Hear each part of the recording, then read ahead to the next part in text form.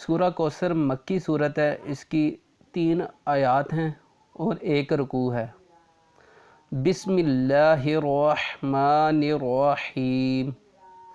اِنَّا أَعْطَيْنَا کَالْکَوْثَرَ اِنَّا أَعْطَيْنَاكَ الْكَوْثَرَ فَصَلِّ لِرَبِّكَ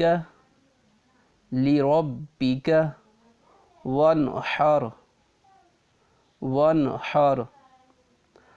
فَصَلِّ لِرَبِّكَ وَانْحَرْ إِنَّ